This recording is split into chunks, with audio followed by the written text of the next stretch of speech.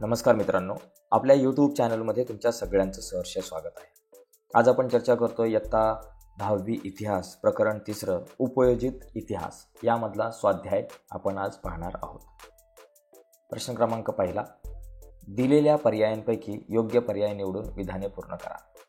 जगातील सर्वात प्राचीन संग्रहालय टिंबटिंब या शहराचे उत्खनन करताना सापडले. 4 पर्याय आहेत. अ दिल्ली, ब हडप्पा, क ऊर, ड कोलकाता. तर योग्य उत्तर आहे क ऊर. प्रश्न क्रमांक 2, भारताचे राष्ट्रीय अभिलेखागार टिंबटिंब येथे आहे. उत्तर आहे अ दिल्ली, ब कोलकाता, क मुंबई की ड चेन्नई. तर उत्तर अ दिल्ली हे बरोबर आहे. प्रश्न क्रमांक पहिल्यातला ब, पुढीलपैकी चुकीची जोडी दुरुस्त करून पुन्हा लिहा. कुटियट्टम केरळमधील संस्कृत नाट्य परंपरा, रम्मन पश्चिम बंगालमधील नृत्य, रामलीला उत्तर भारतातील सादरीकरण, काल बेलिया राजस्थानचे लोकसंगीत आणि लोकनृत्य. तर याचं बरोबर उत्तर आहे 2, रम्मन पश्चिम बंगालमधील नृत्य. तर ही जोडी चुकीची आहे, त्यामुळे हे उत्तर आपल्याला सांगता येईल. प्रश्न क्रमांक 2, संकल्पना स्पष्ट करा. यातला पहिला प्रश्न आहे उपयोजित इतिहास.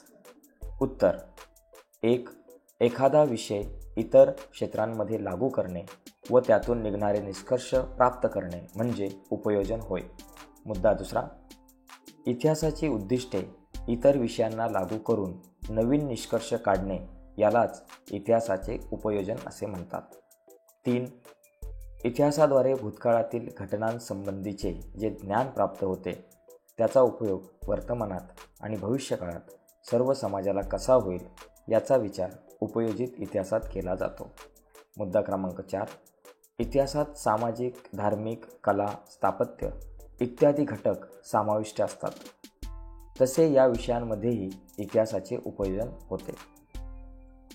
पुढचा प्रश्न, अभिलेखागार. उत्तर मुद्दा 1, ऐतिहासिक दस्तऐवज ज्या ठिकाणी जतन करून ठेवलेले असतात त्या ठिकाणास अभिलेखागार असे म्हणतात.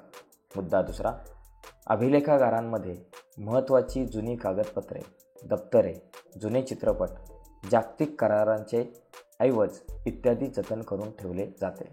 तिसरा मुद्दा, अभिलेखागारांमुळे मूळ कागदपत्रांचे संदर्भ मिळतात. तत्कालीन ऐतिहासिक घटनांचा अभ्यास करता येतो. तत्कालीन भाषा, लिपी यांचा शोध घेता येतो. कालगणना करता येते. ऐतिहासिक वारसा पुढील पिढ्यांना हस्तांतरित करता येतो. चौथा मुद्दा, भारताचे दिल्ली येथील राष्ट्रीय अभिलेखागार हे आशिया खंडातील सर्वात मोठे अभिलेखागार आहे.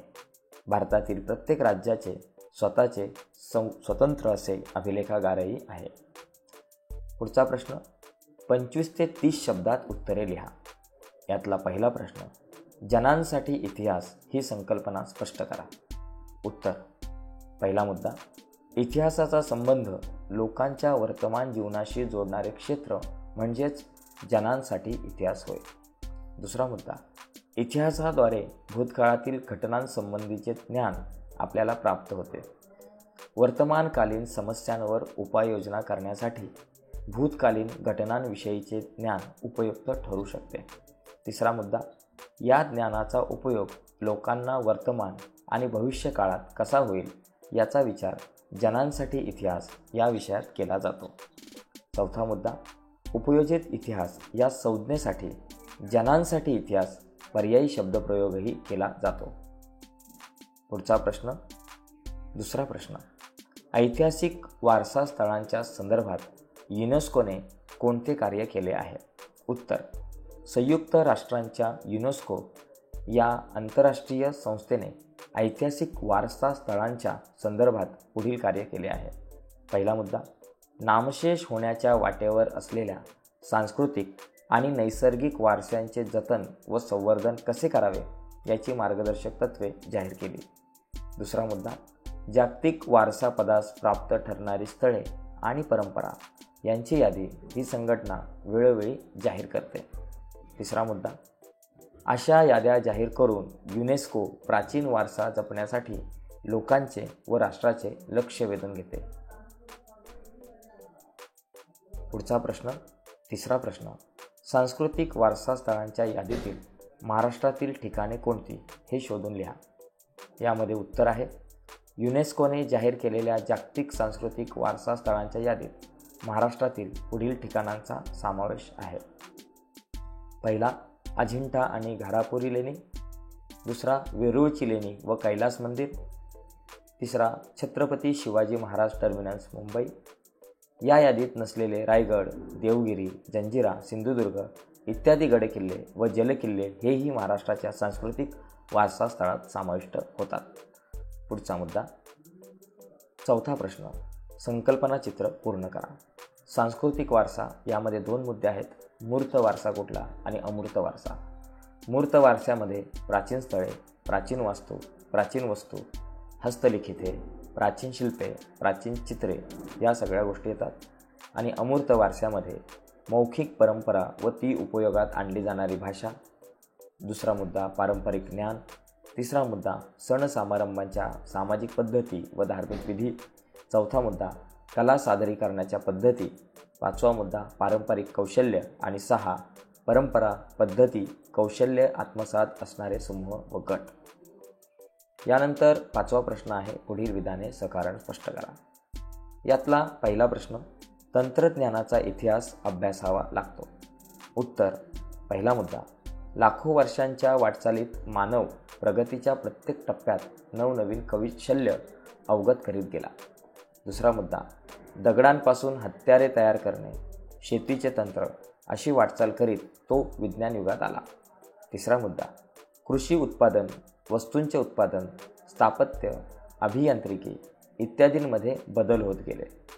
चौथा मुद्दा, यांत्रिकीकरणामुळे उत्पादन वाढले. ही सर्व प्रगती समजून घेण्यासाठी आपल्याला तंत्रज्ञानाचा इतिहास अभ्यासावा लागतो. पुढचा प्रश्न, जागतिक वारशाच्या पदास पात्र ठरणारी स्थळे, परंपरा यांची यादी युनेस्कोद्वारे जाहीर केली जाते. यातला उत्तरामधला पहिला मुद्दा आहे, पूर्वजनांनी निर्माण केलेल्या कलाकृती, परंपरा हा आपल्या सांस्कृतिक वारसा असून त्यांच्याविषयी आपल्या मनात आपुलकी असते. दुसरा मुद्दा, हा वारसा पुढील मानवी पिढ्यांच्या हितासाठी जपणे व त्यांचे संवर्धन करणे गरजेचे असते. तिसरा मुद्दा नाही आहे, तर पुढचा प्रश्न आहे डायरेक्ट प्रश्न क्रमांक 4. त्याच्यातला पहिला प्रश्न, पुढील विषयांच्या संशोधनात इतिहासांची संशोधन पद्धती कशी उपयुक्त ठरेल हे स्पष्ट करा. यात अ, विज्ञान, ब, कला, क, व्यवस्थापनशास्त्र. उत्तर, प्रत्येक क्षेत्रातील ज्ञानसंचयाचा इतिहास स्वतंत्र असतो. या ज्ञानसंचयाच्या आधारेच प्रत्येक विषयाच्या प्रगतीची दिशा व वाटचाल निश्चित होते. या सर्व विषयातील संशोधनात इतिहासाची संशोधन पद्धती उपयुक्त ठरते. त्यातील काही विषय. पहिला विषय आहे विज्ञान. मानवी गरजांची पूर्तता आणि जिज्ञासेचे समाधान करण्याच्या प्रयत्नातून अनेक वैज्ञानिक शोध लागतात. त्याआधी अस्तित्वात असलेल्या वैज्ञानिक ज्ञानाचा उपयोग केला जातो. या शोधांमागील कारण, परंपरा, कालक्रम आणि सिद्धांत यांचा अभ्यास केला जातो. विज्ञानाच्या इतिहासाचे ज्ञान प्रत्येक शोधाच्या वेळी उपयुक्त ठरते. दुसरा मुद्दा आहे यातला कला. कोणत्याही कलेचा विकास वैचारिक, भावनिक आणि सांस्कृतिक परंपरांच्या आधारे अभिव्यक्त होत असतो. या कलांचा अभ्यास करताना या सर्व परंपरांचा इतिहास समजून घ्यावा लागतो. संबंधित कलाकृती कशी साकार झाली, त्यामागे निर्मात्याची कोणती मानसिकता होती, प्रचलित कलाशैली कोणत्या होत्या, या सर्व सांस्कृतिक इतिहासाचा अभ्यास महत्त्वाचा ठरतो. पुढचा मुद्दा क, व्यवस्थापनशास्त्र. उत्पादनाची संसाधने, मनुष्यबळ, उत्पादनाच्या विविध प्रक्रिया, बाजार व विक्री या सर्व ठिकाणी व्यवस्थापनशास्त्राची आवश्यकता असते. वेगवेगळ्या सामाजिक आणि आर्थिक संघटनांद्वारे हे व्यवहार चालू असतात. या सर्व व्यवस्थापनांमध्ये सुधारणा करणे, त्यांचा अभ्यास करणे, व्यवस्थापन सुलभ करणे यासाठी भूतकालीन यंत्रणांचा अभ्यास करणे आवश्यक असते. त्यांचा इतिहास समजून घेण्याची गरज असते. तर हे मुद्दे झालेले आहेत. आता पुढचा प्रश्न यामध्ये दुसरा आहे, उपयोजित इतिहासाचा वर्तमान काळाशी कसा संबंध असतो. उत्तर, इतिहासाद्वारे भूतकाळातील घटनांसंबंधीचे ज्ञान प्राप्त होते. या ज्ञानाचा उपयोग वर्तमान आणि भविष्य काळात सर्व लोकांना कसा होईल याचा विचार उपयोजित इतिहासात केला जातो. उपयोजित इतिहासाचा वर्तमान काळाशी पुढीलप्रमाणे संबंध असतो. मुद्दा 1. भूतकाळातील घटनांच्या आधारावरच मानवी वर्तमानकालीन वाटचाल निश्चित होते. दुसरा मुद्दा, आपल्या पूर्वजांचे कर्तृत्व, त्यांचा वारसा याबद्दल त्यांच्या मनात कुतूहल आणि आत्मीयता असते. या वारशाचा इतिहास, पूर्वजांनी निर्मिलेल्या कलाकृती, परंपरा यांचे ज्ञान उपयोजित इतिहासाच्या अभ्यासाने वर्तमानातील मानवाला मिळते. उपयोजित इतिहासाच्या आधारे या मूर्त आणि अमूर्त वारशांचे जतन करता येते.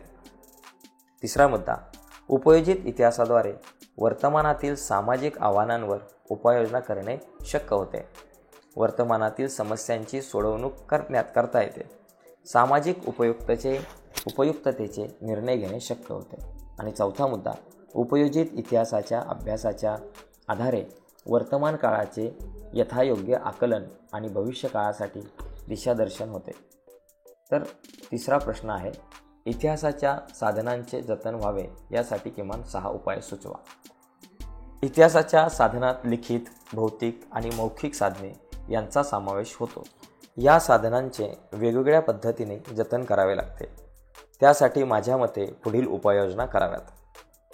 पहिला मुद्दा, किल्ले, स्मारके, राजवाडे अशा ऐतिहासिक वास्तूंची नियमित डागडुजी केली पाहिजे. वास्तूंची नासधूस करणे, त्यावर नावे लिहिणे वा कोरणे हे टाळण्याबाबत उपाययोजना कराव्यात. दुसरा मुद्दा, ऐतिहासिक नाणी, हत्यारे, वस्तू जपून हाताळाव्यात. त्यांची चोरी होणार नाही याची काळजी घ्यावी.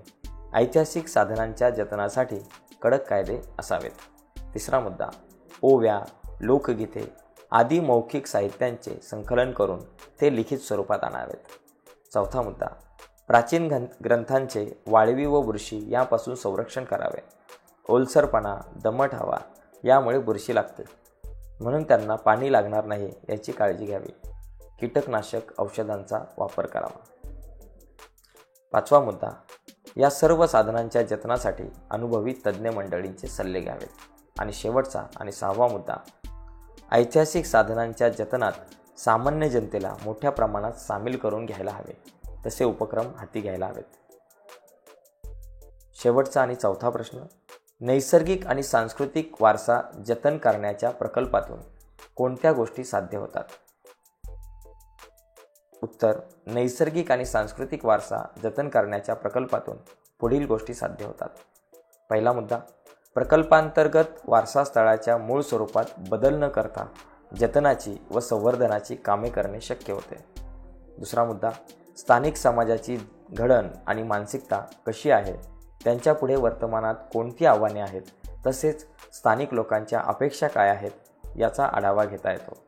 तिसरा मुद्दा, सांस्कृतिक वारसास्थळांचे जतन आणि संवर्धन करीत असताना स्थानिक लोकांच्या भावना दुखावल्या जाऊ नयेत यासाठी उपाययोजनांचे नियोजन करून स्थानिक लोकांना त्यात सहभागी करून घेता येते.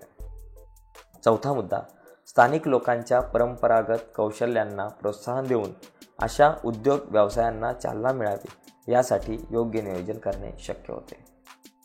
तर मित्रांनो, अशा प्रकारे आपण हे तिसरं प्रकरण पाहिलेलं आहे. तिसऱ्या प्रकरणाचा स्वाध्याय आपण समजून बघितला. नक्कीच व्हिडिओ आवडले असेल तर व्हिडिओला लाईक करा.